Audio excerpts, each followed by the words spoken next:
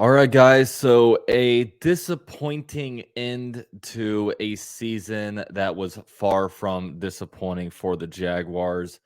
The Jaguars came into the divisional round of the NFL playoffs and at the number 4 seed and lost to the number 1 seed Kansas City Chiefs by a score of 27-20. The Jaguars were major underdogs in this one. The Vegas spread was 9.5. Which the Jaguars defeated, but they just didn't beat the Chiefs, and that's all that matters when it comes to these NFL playoffs. Now, the Jaguars definitely exceeded expectations this year. If you would have told me that the Jaguars before the year would go 9-8, would win the AFC South, would win a home playoff game, and lost in the divisional round to the Chiefs, I would have said, give me that all day. However, I'll say this. This is not a PVO YouTube channel, a positive views only YouTube channel. I know sometimes that's the kind of content that people like, but expectations change. And I know after this game, a lot of Jaguar fans just seem to be pretty happy. They were just kind of happy to be here, which I'll say that was not me at all after this game. I'll be honest with you guys. I was infuriated. I was pissed off. I didn't feel like the Chiefs won this game because they were like so much better than the Jaguars. The Jaguars were just outmatched. The Jaguars just did not belong. I thought the Jaguars didn't win because we just did not capitalize on opportunities. And the Chiefs did. The Chiefs just didn't make mistakes, and the Jaguars made a multitude of mistakes. When you look at everything this game, Kirk dropped a deep ball, that would have put us within the 5-yard line. The Jaguars only got 3 points that drive when we probably should have gotten 7. Foye Oluokun dropped an interception in Chiefs territory, which would have set us up in awesome field position. Hasty wound up dropping a ball during the game, which it was only going to be about an 8-yard gain or so, would have set up for a 4th down. But had he made that catch, the Jaguars would have been in field goal range, and the Jaguars were forced to punt instead of take the field goal. The Jaguars allowed Chad Henne to lead a 98-yard touchdown drive. Oh, man. Patrick Mahomes played the whole entire second half, hobbled around on one leg. He was not himself 100%. And to cap it all off, Jamal Agnew had a terrible fumble on what probably should have been a touchdown, just a phantom fumble, caught the ball, had it, then dropped it, basically giving the ball to the Kansas City Chiefs with 7:08 left in the fourth quarter. The Jaguars, had they got that touchdown, would have been down 3 with plenty of time left, all the timeouts, but that pretty much just took the win out of the Jaguars' sails. The Jaguars wind up, going down. Trevor Lawrence threw an interception a little bit later on, but just kind of airing it out, seeing what he could do. I mean, you're down 10 points, kind of make stuff happen. So the Jaguars wind up losing the turnover differential 2-0. And, when you look at this, you just can't make these kind of mistakes. And on top of that, I really thought Doug Peterson's play calling throughout the game was just kind of questionable. I mean, just so many wide receiver screens and, not enough. Like, I would have liked to get ETN more involved. I mean, if you're going to do a bunch of screen passes, let's throw one to ETN. I don't know. Like, Trevor Lawrence, he can throw the ball all over the field. And it felt like they were kind of limiting him this game. I don't know when it comes to the weather for this one, what the weather was like, but Doug Peterson, he's usually a very masterful play caller. I just didn't think that he had his best game today when it comes to from a coach's perspective and a play calling perspective. The defense lacked the big plays. I mean, they weren't terrible. They allowed 27 points to the Chiefs, which, hey, I knew going into this one we were going to have to score at least 28 points to win this one, and we didn't do that. But the defense overall just didn't make the big plays. No sacks, no interceptions, only a few tackles for losses, and just the Chiefs capitalized on multiple critical third downs. I mean, Travis Kelce just ate us alive. Most receptions by a tight end in NFL playoff history. I mean, Travis Kelce. I mean, granted, no team can really stop Travis Kelce. A lot of people are saying Why couldn't we cover Travis Kelce? How is he not an emphasis? Look, he is an emphasis. It's just no team knows how to stop him. The guy is just a cheat code, and Mahomes, they'll be off script, and Mahomes will just throw it to him before he even makes his break. I mean, him and Mahomes, it's like they have a joint brain together, and they are on exactly the same page. I mean, it's just ridiculous. The offensive line was bad for a lot of the game. I mean, Chris Jones was a game wrecker, which we kind of expected. Just not very good protection for Trevor Lawrence. Trevor Lawrence, not his best play at quarterback. He missed a few throws. And it just, overall, man, it was a clunky game. Just a very, very clunky game. And you have to give it to the Kansas City Chiefs. The Kansas City Chiefs deserve to win this game. Look, all the Kansas City Chiefs did were, make first downs, convert their touchdowns, control time of possession. They made key stops on defense. The Chiefs, and they didn't make a lot of mistakes. And look, maybe that's the bridge. Look, I know me personally, in my adult life, this is only the second time the Jaguars have made the playoffs. So maybe I don't understand what the whole playoff arc is. Maybe, this is what happens for a young team in the playoffs. You make these kind of mistakes, and then going forward the next few years, we start capitalizing and we start mitigating those mistakes. Just right now, this one was a tough game for me to swallow because this wasn't the Eagles Giants, where the Eagles just were so much better than the Giants. The Bills lost by 17 points. The Jaguars lost this game by 7 points. And, it felt like the Jaguars stopped themselves from winning. And that's not to take away credit from the Chiefs. The Chiefs won this game. I mean, I think it's, I'm not going to sit here and say the Jaguars beat themselves, because no, the Chiefs are a really good team, but the Jaguars missed so many opportunities to be able to allow themselves a chance in this game. And ultimately, the better team won. The better team, the more experienced team. As of right now, the better head coach. As of right now, the better quarterback. And as of right now, the better roster in general. I mean, they have playmakers, and we kind of need to look at the Chiefs and understand that's what we need, because the Jaguars have a ton of good players, but what the Chiefs have right now is they have blue chip talent. Blue chip talent. I mean, Travis Kelce, best player at his position. Chris Jones might be the best player at his position right now. I mean, he's kind of almost soaring past maybe Aaron Donald in a way. If he's not top one, then he's top two.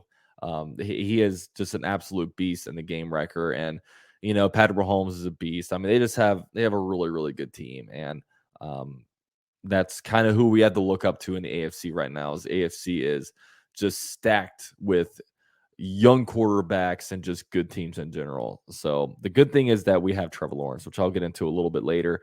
Now, when you go into individual stats this game, man, Trevor Lawrence was 24 of 39, which is a 62% completion percentage, 217 yards passing, 1 touchdown to 1 interception.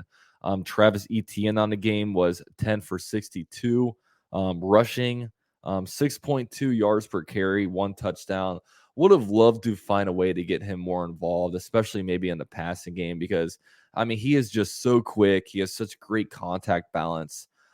It's just, I see wide receiver screens going to Jamal Agnew and, Evan Ingram, man. I like next year, I want that to be an emphasis. Let's try to find more ways to get the ball in Etienne's hands, because if we're being real, Doug Peterson isn't the biggest guy when it comes to running the football, but when you have a weapon like Etienne, man, I mean, as of right now, he's probably the best playmaker on the team. Maybe, I mean, he might be a better playmaker than Christian Kirk. You can argue that one.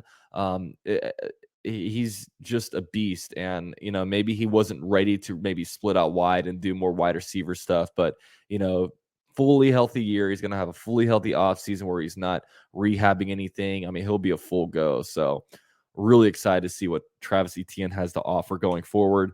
Zay Jones's game, 5 receptions for 83 yards. Christian Kirk, 7 receptions for 52 yards, 1 touchdown. Only caught half his targets. It was actually 14 targets his way. Evan Ingram, 5 receptions for 31 yards. And defensively, man, there's not a whole lot of players to really highlight. Like I said earlier, 0 sacks, 0 interceptions, only 3 tackles for losses.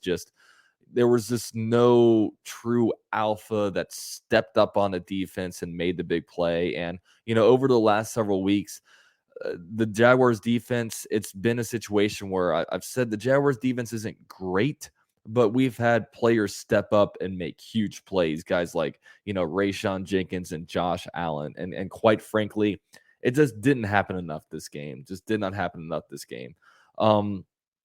So like I said, man, disappointing ending. I mean, like, a lot of people look at this and it's like, you know what, guys, it's great to be here. It's fine. We didn't expect this. But guess what? Expectations change as the game goes on. We were 7-1 going into this game. We played the Chiefs and we 100% could have won. And the reason why it's upsetting is that, look, I think the Jags will be back next year. You got the head coach, you have the quarterback, and you have a weak AFC South. The Jaguars should definitely 100% be back next year. But if there's anything I learned from 2017 is that, dude, nothing is promised. You have to take advantage of every single opportunity that you get. I guarantee you in 2020 when the Bills went to the playoffs, they were like, with Josh Allen's real breakout year, they were like, okay, we'll be back, we'll be good. But look at them right now, man. They've peaked at winning the divisional round. Like, you only get so many opportunities, and now the Jaguars have to wait 12 months to get redemption. And like I said, we should be better next year, but nothing's guaranteed. You're not guaranteed to win the AFC South next year, to win a playoff game and be in this exact same position. Every team gets better. But kind of breaking back from the negatives, look, the Jaguars, the big difference between 2017 and 2022 is that we don't have Doug Marrone and we don't have Blake Bortles. Look, Trevor Lawrence had an excellent year this year, and it's such a blessing that we're not going into year 3 saying, okay, bad year from Trevor, but it's going to take 3 years. Next year, as long as you get this, that, we're going to fire the OC. We're going to bring in everybody to play wide receiver. We're going to beef up the offensive line. You guys know that talk. We're not sitting here saying that. We're sitting here saying, look, we know we have a franchise quarterback on our hands. His trajectory is nowhere but up. I really hope once he retires in 15 to 20 years, we can look back and say 2022 was the second worst year of his career, because, there are no signs that he's going down, only signs that the arrow is pointing up. He should only get better from here, especially, like I said, into the season 7-1. A big reason why we did that was because of the play of Trevor Lawrence. Expand that out to an entire season. You're looking at a team that, probably finishes next year between 11 to 14 wins. I mean, complete beast. So Trevor Lawrence, just great to see that from him this year. Doug Peterson, excellent head coach, just, turning this culture around, turning this team around from the disaster that it was under Urban Meyer, getting this team back, winning record, winning the AC South in his first year. We have the head coach and quarterback duo, which is the blueprint to how you have success in the NFL. And then outside of that, you just got to kind of chisel the roster around you, man. So yeah, the like I said, disappointing ending to this game for a season that was far from disappointing. I mean, that's probably the best way to kind of put this. I'm still a little bit mad. I'm still a little bit PO'd, but we're gonna move on. We should have a lot of sustainable success, and it's going to be fun because, look, this offseason, what we don't have to do? We don't have to question the quarterback. We don't have to go through head coach candidates. Heck, I mean, even the coaching staff, we should have the same exact OC next year, same exact DC next year, a bunch of the same position coaches, maybe some guys filter in and out here. A guy gets an opportunity to be an OC in college, so we lose our tight ends coach. Some guys get opportunities elsewhere, but for the most part, the top position group, the top units on a coaching staff stays around. So you don't have a quarterback learning a brand new system. You have, just so many great things. We're having stability for the right reasons, not stability because you not allowed to fire a guy, even though he looks like he stinks. We've seen kind of like the Gus Bradley days where it's like, okay, Gus Bradley looks like he stinks, but you have to keep him around just in case. A little bit too early to fire a guy. That's not the case with the situation right now. So it's pretty awesome. Now, as far as this channel, man, off-season conduct. Look, this channel, we're not done making videos. In the past, with how bad the Jaguars have been, the off-season has been the highlight of the channel because um because usually in December, November, we're just out of it, and then preview videos stop. We just stop talking about the Jags. Look, that's not the way this is. It is this year, but off-season conduct or off-season content is going to continue to be produced. As of yesterday, I've actually been making YouTube videos consistently for 6 years now. So it's really been an awesome time.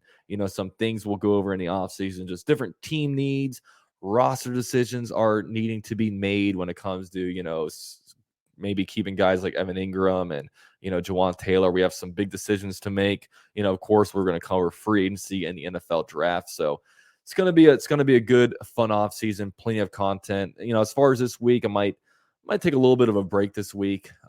Just been so busy with this YouTube channel just because it's been so exciting being in the playoffs.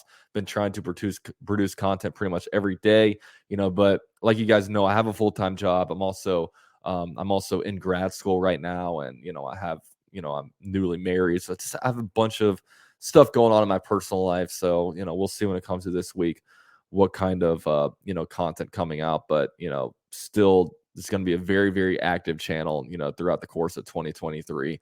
So thank you guys for sticking around. We hit 16,000 subscribers yesterday, so maybe we hope to get 20K by the time the season starts. Let's hope. So thank you guys for watching. Go Jags.